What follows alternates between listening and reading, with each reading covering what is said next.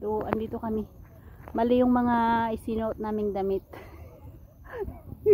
Akala kasi namin pag alis namin doon sa bahay, umuulan-ulan. Siyempre pag umuulan-ulan kasi dito sa Taimosang yung weather, maglilis tayo ng 2. Pero malamig naman, pero siyempre naglakad kami. Kaya parang mainit yung aming pakiramdam. Yan, nakapahinga ka na?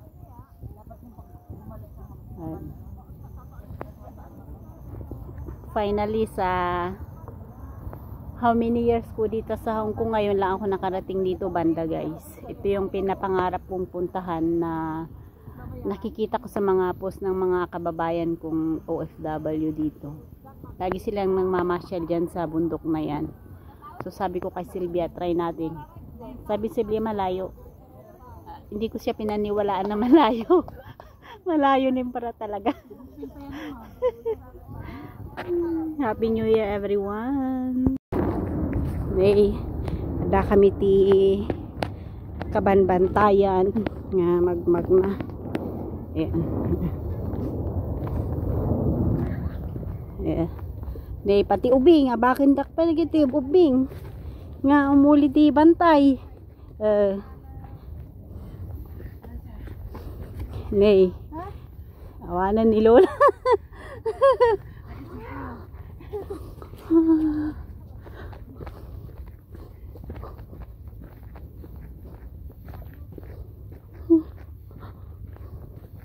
Kitaan nyo yung ubing. May na pa hiking.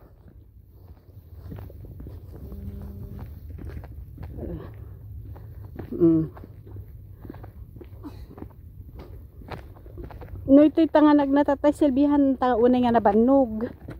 Una.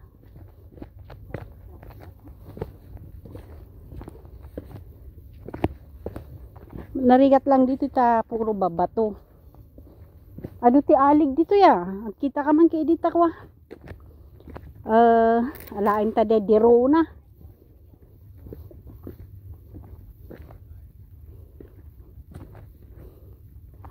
Di ba? Baka maligaw ka ta.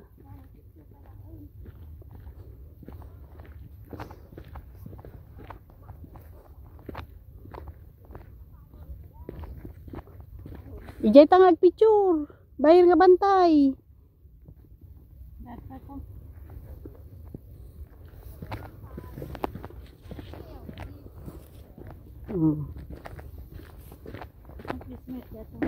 December 1, January 1, nagaduti ko tatao to nga may nag-barbecue Dito tayo mga kababayan. Kita nyo. Enjoy mga kababayan ti pag-barbecue di ba? Aduda. So ngayon naakyat kami dito sa Taimosang. Sylvia, kita mag-picture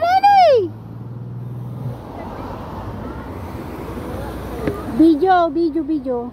Ay, pandag-picture kita.